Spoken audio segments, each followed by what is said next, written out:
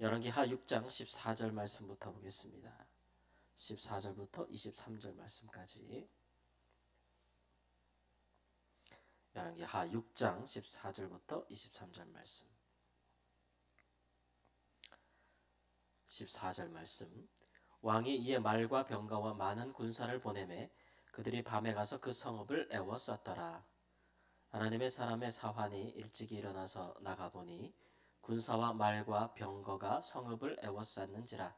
그의 사환이 엘리사에게 말하되 내 주여 우리가 어찌하리이까 하니 대답하되 두려워하지 말라. 우리와 함께한 자가 그들과 함께한 자보다 많으니라 하고 기도하여 이르되 여호와여 원하건대 그의 눈을 열어서 보게 하옵소서 하니 여호와께서 그 청년의 눈을 여심해 그가 보니 불말과 불병거가 산에 가득하여 엘리사를 둘렀더라. 아람 사람이 엘리사에게 내려오매 엘리사가 여호와께 기도하여 이르되 원하건대 저 무리의 눈을 어둡게 하옵소서 하매 엘리사의 말대로 그들의 눈을 어둡게 하신지라. 엘리사가 그들에게 이르되 이는 그 길이 아니요 이는 그 성읍도 아니니 나를 따라오라. 내가 너희를 인도하여 너희가 찾는 사람에게로 나아가리라 하고 그들을 인도하여 사마리아에 이르니라. 사마리아에 들어갈 때 엘리사가 이르되 여호와여 이 무리의 눈을 열어서 보게 하옵소서 하니 여호와께서 그들의 눈을 여심해 그들이 보니 자기들이 사마리아 가운데에 있더라. 이스라엘 왕이 그들을 보고 엘리사에게 이르되 내 아버지여 내가 치리이까 내가 치리이까 하니 대답하되 치지 마소서. 칼과 활로 사로잡은 자인들 어찌 치리이까. 떡과 물을 그들 앞에 두어 먹게 마시게 하고 그들의 주인에게로 돌려 보내소서 하는지라. 왕이 위하여 음식을 많이 베풀고 그들이 먹고 마심에 놓아 보내니 그들이 그들의 주인에게로 돌아가니라. 이로부터 아람 군사의 부대가 다시는 이스라엘 땅에 들어오지 못하니라. 아멘. 전쟁에서 이기는 방법이 여러 가지가 있겠지요. 싸워서 물리쳐 이기는 방법이 있겠으나 가장 손자병법에도 가장 좋은 방법은 싸우지 않고 이기는 방법이다 라고 했습니다. 이스라엘을 침공한 그 아람의 군대에 관하여 선지자는 죽고 죽이는 살육을 통하여 전쟁에서 이기는 법을 항상 원한 법은 없는 것 같아요. 아람의 군사들도 사람들이고 생명이잖아요. 그렇죠? 또 북이스라엘에 있는 하나님의 백성들이 비록 왕과 백성들이 하나님을 떠났어도 그들도 하나님 은혜 안에 있는 백성들이기 때문에 전쟁을 통해서 사람이 죽고 살고 또 피를 보고 흘리는 것, 이런 것들은 하나님이 원하시는 것은 아니라는 것을 볼 수가 있는데 아람 왕이 여러 차례 자기의 공격이 무산되는 것이 사마리아에 있는 선지자 때문이다라는 것에 대한 첩보를 듣고 그가 많은 군사를 보내서 선지자가 있는 성을 에워싸서 선지자를 잡아오려고 하는 것입니다.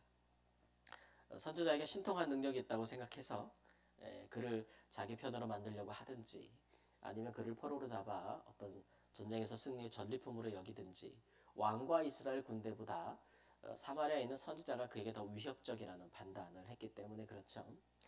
선지자가 여러 부분에 대해서 하나님께 말씀을 듣고 이스라엘 왕으로는 방비하게 해서 그 침공을 막아낸 것이 여러 번이다라고 했잖아요. 그런데 선지자가 있는 성에 아람의 수많은 군사들이 몰려와서 에워쌌음에도 불구하고 이스라엘 그 왕이 도울 생각을 안 하네요.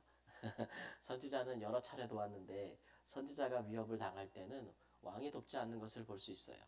오늘도 말씀에도 보면 자기가 필요할 때는 아버지여 아버지여 이러면서 선지자의 도움을 받으면서도 선지자의 도움을 받고 나서는 바로 등을 돌리고 그가 선지자를 죽이려 할 때가 한두 번이 아니었고 또 하나님의 말씀을 배격하는 왕으로서 참 간사하다 이런 생각이 들어요. 권력에 있는 사람들, 권력에 심취한 사람들은 권력을 지키고 유지하는 데만 관심이 있지 그것을 내려놓고 또는 자기가 하나님 앞에서 지켜야 할 법도를 자기도 지키고 이런 것들이 쉽지 않은가 봐요. 권력을 가지면 스스로가 법 위에 있다고 생각하는 경향이 많은 것 같아요. 이스라엘 왕도 다르지 않아서 하나님의 말씀대로 살아야 된다는 것을 자기 자신에게 굉장한 거추장스러운 것으로 여기고 자기는 초법한 사람이라고 여겨서 그 본래 하나님께서 이스라엘 왕에게 주었던 지위 있잖아요. 그가 이스라엘 백성을 다스리는 자이나 하나님을 섬기고 하나님의 말씀에 따라 공의롭고 정의롭게 다스려야 한다는 그 본래의 직무에서 떠나게 되면 이런 왕이 된다라고 하는 것을 볼 수 있죠. 그러다가 왕이 타락했다고 해서 하나님께서 이스라엘을 통치하지 못하는 것은 아니다 라는 말씀을 보여주고 있는데 결국 선지자를 통해서 하나님께서 통치하고 계시다라는 것을 오늘 말씀에 보여주고 있습니다.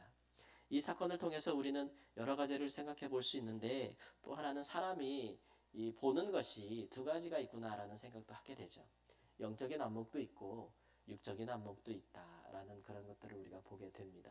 사람이 눈으로 물리적으로 사람의 눈에 보이는 것을 보면서 판단할 수도 있고 또 보는 것으로 하여금 사람들이 많은 것을 이해하거나 가치 판단을 하잖아요. 그것뿐만 아니라 또 하나의 세계가 있는데 그것은 영적인 눈이 또 있다라는 것을 볼 수 있죠. 이것은 하나님과 하나님이 행하시는 일을 볼 수 있는 그런 눈이라고 있는 것입니다. 마치 하나님에 대한 믿음이 있고 하나님에 대한 말씀에 대한 이해가 있고 하나님이 어떻게 행하시는 분인지에 대한 알미 있는 사람들은 이런 영적인 또 시각을 가지고 있다라고 하는 것이죠. 그래서 단순히 눈으로 육적인 눈으로 보고 듣고 이해하는 것만으로 그런 지식과 가치관만으로 살아가지는 않는다라는 것을 보여주고 있어요. 선지자는 이런 안목을 갖고 있고 이스라엘 왕은 그런 영적인 안목을 전혀 갖고 있지 못하는 것이기 때문에 하나님의 뜻대로 다스리지도 통치하지도 못하고 있는 것이죠. 결국 선지자는 아람 군대의 모든 자들이 눈을 어둡게 함으로써 그들을 사마리아 북이스라엘의 수도 성으로 인도해서 그 성 한가운데서 다시 그들의 눈을 밝게 하는데 이스라엘 백성들에게는 좋은 혹이죠. 가둬놓고 아람 모든 군대를 몰살할 수 있는 위기지만 선지자는 그것을 원치 않습니다. 칼과 활로 잡은 자들도 아니고 전쟁 중에 살육해서 포로로 된 자들도 아닌데 어찌하여 죽이려 하십니까? 죽이지 말고 오히려 그들에게 먹을 것을 줘서 그들의 주인에게로 돌려보내라. 이렇게 해서 싸우지 않고 이기는 방법을 택합니다. 마치 시편 23편에 내가 내 원수의 목전에서 하나님께서 내게 상을 베푸시고 내게 그 기름으로 부으신다라고 하는 거잖아요. 원수 앞에 상, 이 상은 그 밥상을 얘기해요. 밥상. 그러니까 화목하게 하는 예로부터 이제 서로 화친할 때는 상을 마주 그 음식을 마주 나눴잖아요. 그렇게 하나님께서 이제 원수들 앞에서 상을 베풀어 주시고 그 앞에서 함께 화해 식탁을 맞이하게 하시면서 그 앞에서 내가 선택받은 자라 우리가 선택받은 자임을 나타내신다라는 것들을 오늘 말씀에서 보고 있어서 이 아람 군대가 다시는 두려워서 한동안 이스라엘을 침공하지 못하였다. 싸우지도 않고 이기는 것이죠. 이런 승리를 가져온 선지자가 진정한 왕의 역할을 하고 있다라는 것을 볼 수가 있어요. 그러니까 이스라엘의 진짜 왕이 아니고 왕이 부실할 경우는 하나님께서 이렇게 선지자를 통해 통치하신다는 거죠. 왕도 이스라엘 백성들도 다 하나님을 경외하지 않을 이때에 선지자와 소수의 제자들의 무리만 하나님의 말씀을 전하고 하던 때라 할지라도 이들의 하나님 나라 그러니까 하나님의 통치가 이루어지게 하는 방식은 굉장히 파워풀하다라는 것을 볼 수가 있어요. 그러니 하나님의 나라라는 것이 우리 가운데 임하는 하나님의 나라라는 것이 꼭 우리가 양적으로만 평가할 수 있는 건 아니에요. 숫자가 많고 하나님을 경외하고 믿고 따르는 사람들이 많아지는 것도 참 좋은 일이나 그러나 질적으로 볼 때 사람이 많다고 해서 그 사람들이 하나님을 경외하는 도가 깊거나 넓거나 하지 않을 수도 있다라는 것. 때로는 하나님을 찾는 자들이 적어도 소수의 사람들이 더 하나님을 깊게 신뢰하고 또 이 땅 가운데 하나님의 통치가 나타날 수 있는 하나님의 나라에 앞장선다면 오늘 말씀과도 같이 선지자 하나를 통해서도 한 나라를 구하기도 하고 많은 이의 생명을 살리기도 하며 전쟁을 막기도 하고 전쟁에서 이기기도 하는 큰 역사들이 일어날 수 있다라는 것을 볼 수 있죠.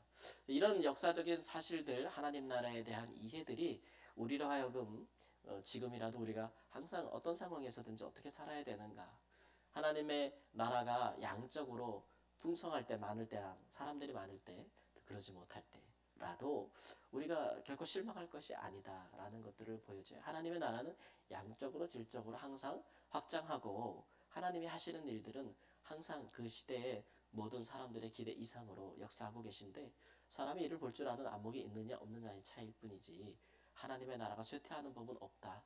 라는 것을 오늘 말씀에서 보여주고 있습니다. 그러니 우리가 이런 일들에 대해서 실망하거나 또는 마음이 낙담할 이유가 없겠죠. 다만 우리가 우리 가운데 이 하나님의 역사와 나라가 왜 이렇게 미약해 보이는가라고 할 때에는 오히려 하나님 우리의 눈을 열어서 하나님께서 행하신 일들을 보게 하소서라고 기도하면 될 것이고 하나님의 나라가 양적으로 확장할 때에는 또 우리가 그 일에 힘쓸 수 있으나 우리가 또 수가 많아질지언정 질적으로 너무 우리가 미약한 믿음과 신앙이 없는가를 되돌아보는 것으로 하나님 나라를 항상 이해할 수 있는 믿음의 안목이 우리 사랑하는 주의 성도들에게 있기를 우리 주 예수님의 이름으로 축원합니다. 아멘. 기도하겠습니다. 주님, 하나님 나라가 항상 우리 가운데 가까이 오고 더 임하는 줄을 믿습니다. 하나님의 사람들이 많거나 적거나 하나님은 항상 우리 가운데 하나님의 크고 놀라운 역사를 이루고 계시고 기적을 행하시고 계시오니 다만 이를 보고 깨달아 알 수 있는 영적인 안목이 하나님 우리에게 열려지기를 원하나이다. 뿐만 아니라 하나님 우리의 육신의 눈으로도 하나님의 행하시는 선한 일들과 사랑 가운데 이루시는 큰 역사를 보기를 원합니다. 선지자가 위협을 두려워하지 아니하고 하나님의 통치를 이행하는 왕 같은 일을 감당하였던 것처럼 하나님 아버지 우리도 세상에서 어떤 상황에서든지 왕 같은 하나님의 제사장과 하나님의 백성들로서 행하는 자들이 될 수 있도록 주여 도와주시옵소서. 우리를 통하여 구원을 행하시고 우리를 미워하고 우리를 원수된 자로 여기는 자들에게 오히려 화해를 청할 수 있는 하나님 넉넉함과 권위가 있도록 하나님 주께서 저희 가운데 역사하여 주시기를 원합니다. 우리를 통해서 하나님의 나라가 양적으로 질적으로 하나님 아버지의 확장되는 큰 역사하심이 있도록 오늘도 도우시고 함께 하시고 역사하여 주옵소서. 주께 간구하는 것마다 하나님의 음성을 듣고 하나님 주님의 해결하심을 받는 귀한 은혜의 때가 될 수 있도록 살피시고 도우시옵소서. 육적으로 정신적으로 심리적으로 영적으로 연약한 주의 성도들을 강건하게 하나님 인도하시고 하나님 보이는 것이 또 강건하여짐 같이 범사의 영혼이 잘 되는 큰 은혜의 축복을 허락하여 주옵소서. 존귀하신 예수님의 이름으로 기도합니다. 아멘.